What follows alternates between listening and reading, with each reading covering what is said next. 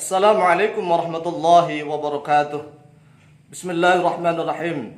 Alhamdulillahilladzi ja'alana min ahli sam'i wat ta'ah wa waffaqana littiba'i sunnati wa mulazamatil jama'ah wa zajarana an kulli ma'siyati wa bid'ah.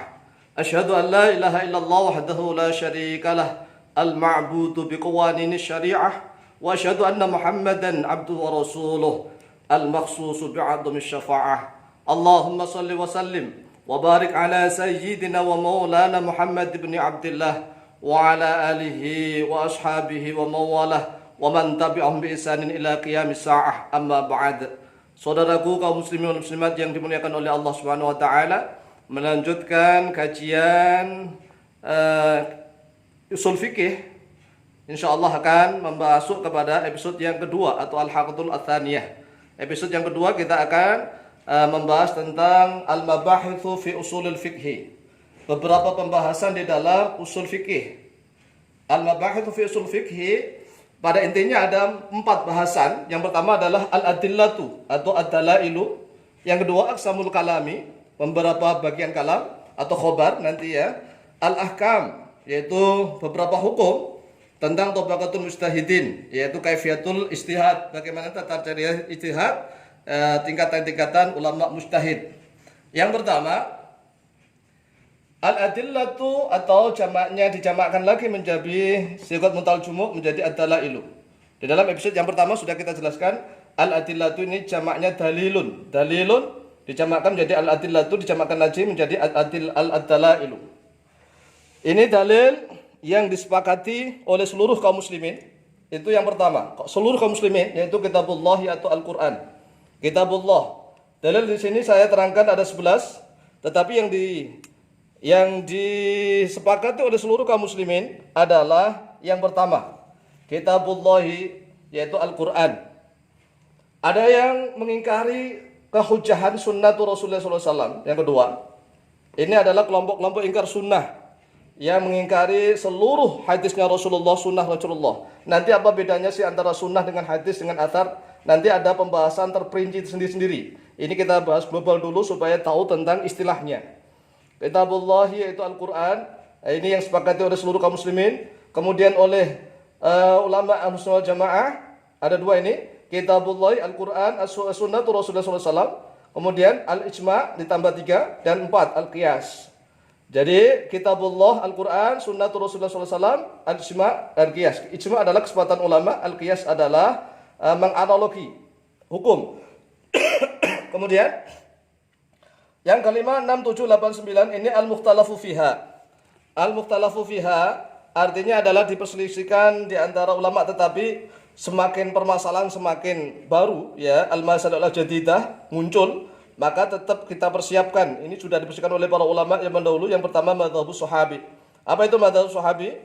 Pendapat perseorangan sahabat. Misalnya qaulul Umar bin Khattab, misalnya ucapannya Umar bin Khattab atau anaknya yaitu Abdullah bin Umar bin Khattab, qaulu Ibnu Umar atau qaulnya Ibnu Abbas atau qaulnya Abu Bakar dan seterusnya. Ini madzhab perseorangan yang tidak menjadi ijma'.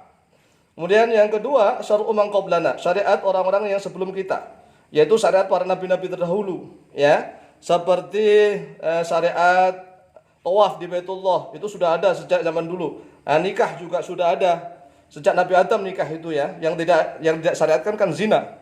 Tetapi nanti syariat aturan-aturannya nanti berbeda-beda. Kemudian yang ketujuh satu dhara'i atau satu dari'ah. Kalau mufradnya dari'ah, jamaknya dhara'i. Satu ini menutup, dhara'i adalah al-wasilah. Sesuatu yang menyampaikan kepada sesuatu yang membahayakan atau maksiat. Jadi menutup akses ya menuju kemaksiatan atau menuju ke bahaya. Nanti syarat-syaratnya nanti. Yang ke-8 al-maslahatu al-mursalatu, yaitu al-masalih, maslahah al-mutlaqah, ini maksudnya ya. Nanti bagaimana syarat-syaratnya nanti. Ini kan kita hanya membahas tentang yang globalnya. Yang ke-9 al-istishab. Apa itu istishab? Insyaallah nanti kita bahas terperinci satu-satu. Yang ke-10 al-istihsan. Istihsan ini ada syarat-syaratnya ya. Bagaimana istihsan itu bisa dimasukkan dalam syariat Islam. Yang ke-11 al-urfu atau al-adah. Sebenarnya beda, nanti ada pembahasannya. Apa sih bedanya urf dengan adat? Kemudian nanti insya Allah ada pembahasan tentang ar-ru'ya as-sholihah, mimpi yang baik. Apakah bisa dijadikan hujah nanti?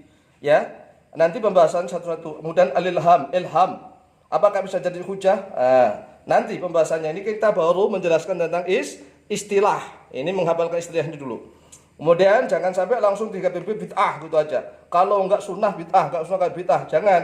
Makanya kita harus memahami betul seluk-beluk tentang usul fikih. Sehingga kita tidak sedikit-sedikit bid'ah itu pasti dolalah, kullu bid'atin dolalah. Kullunya itu tidak ada pengecualian sama sekali misalnya. Lah nanti itu akan menjadikan sesat. Kalau memang dia tidak memahami tentang apa itu bid'ah. Kemudian pembahasan yang kedua, aqsamul kalam atau khobar. Yang dimaksudnya adalah kalamullah, ya kalamullah, Al-Qur'an. Ini ada pembahasan yang pertama adalah muhkam dan mutasyabih. Apa itu muhkam dan mutasyabih? Ya, yang kedua al-haqiqatu wal majaz. Ada hakikat, ada majaz. Yang ketiga ada al-mujmalu wal bayan. Bayan di sini nanti ada penjelasan kalau sudah tafsir, sudah pembahasan terinci-rinci. Ini ada al-mufassal atau tafsir, ya. Mujmal ini global, wal bayan al-mubayyan atau al-mufassal. Yang keempat al-am wal khas. Nanti ada umum, ada takhsis nanti di babnya. Ada al-am, ada al-khas. Kemudian yang kelima al-mutlaq wal muqayyad. Ada mutlaq dan muqayyad. Semua nanti syarat-syaratnya dan kaidahnya insyaallah ya, mudah-mudahan videonya terus berlanjut. Yang keenam an-nas wad dhahir. Ada nas dan ad-dhahir. Nas bagaimana nanti tilatun nas, isyaratun nas dan seterusnya nanti. Yang ketujuh al-mufassal wal muawwal. Apa bedanya tafsir dengan takwil? Nanti pembahasan. Yang kedelapan al-mantuq wal mafhum. Nanti pembagian mantuk dan mafhum. Yang kesembilan ada al-amru wan nahyu. Ada perintah dan larangan. Yang kesepuluh ada an-nasikh wal mansukh. Ada yang menghapus, ada yang dihapus. Nanti bagaimana tata cara dan kaidahnya? Insyaallah mudah-mudahan kita bahas semua satu persatu. Kemudian di dalam usul fikih juga ada nanti membahas tentang ulumul hadis, karena nanti akan membahas tentang mutawatir dan ahad. Kemudian ahad ada yang masyhur, ada yang aziz dan gharib dan seterusnya. Kemudian di dalam mustalahul hadis. Kemudian hukum yang keempat yang dibahas di dalam usul fikih adalah tentang hukum. Hukum al-ahkam jamaknya hukum. Ini dibagi dua dulu. At-taklifiyatu, hukum taklifiyah dan hukum al-wad'iyatu. Jadi hukum ini ada dua dulu, at-taklifiyatu dan al-wad'iyah. Kemudian hukum at-taklifiyah ada 5. Yaitu al-ibahah. Al-ibahah itu nanti ini menjadi al-mubah. Apa nanti perbedaan al-mubah dengan jaiz dan seterusnya nanti kaidah-kaidahnya. Kemudian yang kedua al-wujub, yaitu wajib. Apa bedanya wajib dengan fardu dengan rukun? Ya nanti. Ada wajib, fardu dan rukun seterusnya. Yang ketiga ada an-nadbu, yaitu mantub. Nah nanti di sini ada makna sunnah, ya sunnah, mustahab, mantub, nafilah, tatawwu nanti di sini. Kemudian al-karahatu, yaitu makruh. Makruh nanti di sini ada tanzih dan tahrim. Ada khilaful aula. Nah, nanti di sini kenapa khilaful aula masuk sini nanti insyaallah kaidahnya. Yang kelima, hukum kelima tahrim, pengharaman yaitu al-hurmah, ya haram. Kaidah-kaidahnya nanti apa disebut mamnu, ya, mahdzur dan seterusnya. Kemudian hukum yang kedua yaitu hukum al-ahkam al-wad'iyah. Hukum al-ahkam al-wad'iyah di sini ada 10 kaitan. Yang pertama, al-wad'iyah berkaitan dengan sabab. Jadi sebelum kita istinbat hukum, kita harus tahu sebab-sebabnya. Kemudian yang kedua syarat, tahu syarat-syaratnya. Kemudian ketiga al-mani', ya, yang menghalangi. Yang menghalangi, maniknya masih ada atau tidak. Kemudian hukumnya itu sahih, sah atau tidak. Sahih itu sah. Yang kelima, al-batil itu butlan. Batal, kenapa batal sholatnya dan seterusnya, mengapa apa-apa yang batalkan mubtilat. Yang keenam, ar-rukhsah, keringanan. Yang ketujuh al-azimah, ketetapan. Yang kedelapan al-ada. Ya nanti ibadah kan ada yang adaan nilai ta'ala. Yang kesembilan ada al-qadha. Apa itu qadha? Ada. Kemudian yang ke-10 al-i'adah. Ada ibadah itu yang i'adah, yang mengulang, yang diulang. Nah, syarat-syaratnya nanti. Kemudian pembahasan yang keempat tentang tabaqatul mujtahidin dan kaifiyatul ijtihad ini. Tentang tabaqat, derajat tingkatan orang-orang al-ijtihad. Di sini saya masukkan yang ke-6 yaitu mujtahidun mutlak mustaqil. Ini ulama pendiri ulama madzhab 4 yaitu Imam Abu Hanifah, Imam Malik, Imam Syafi'i dan Imam Ahmad bin Hanbal. Nanti juga terperinci lagi ya. Yang kedua mujtahid muntasib yang bertasab kepada kaidah usul fikih gurunya. Kemudian yang ketiga mujtahid muqayyad. yang berkaitan yang terikat. Yang keempat, mujtahid murajjih, yaitu ahli tarjih nanti di sini. Mujtahid yang ahli tarjih. Yang kelima, mujtahidun madhab. Jadi satu madhab tapi ini tidak berbeda madhab. Yang keenam, mujtahidun fatwa. Mujtahidun fatwa ini seluruh mujtahid ini sebenarnya semuanya adalah mufti. Tetapi syarat-syaratnya berbeda, kemampuannya berbeda. Ya. Oleh sebab itu kalau kita menyebut mujtahid jangan langsung ini saja. Maksudnya mutlak mustaqil. Sulit kalau ini. Kalau ini sulit, kecuali yaitu para pendiri mazhab 4, yaitu Imam Abu Hanifah, Imam Malik, Imam Syafi'i, dan Imam Ahmad bin Hanbal. Ya juga ada yang masukkan Dawud Adh-Dhahiri. Nanti tapi penjelasannya. Kemudian bagaimana kaifatul istihad, tata cara istihad. Kemudian ada istilah ittiba. Apa sih istihad dan ittiba? Apa sih bedanya istihad dengan taklid? Sebenarnya ittiba dan taklid itu nanti enggak jauh berbeda, ya.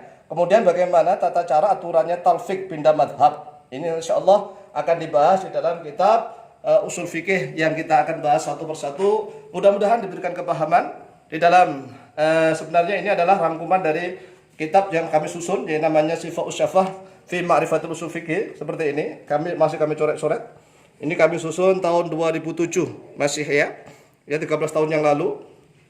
Insyaallah nanti kita akan bahas satu-satu. Dari mana kitab ini nyusunnya? Ya dari kitab macam-macam usul fikih, mulai dari kitab Ar-Risalah, Qawaidul Ahkam milik Izzuddin Ibnu Abdul Salam. Kemudian kitab Bahrul Muhitnya Imam Badruddin Az-Zarkashi dan yang lain-lain. Banyak sekali. Demikian, mudah-mudahan diberikan kefahaman, ilmu manfaat dan barokah oleh Allah Subhanahu wa taala. Manfaat barokah fid dini wa dunya wal akhirah. Akhirul kalam wallahu muwaffiq ila aqwamit thoriq. Wassalamualaikum warahmatullahi wabarakatuh.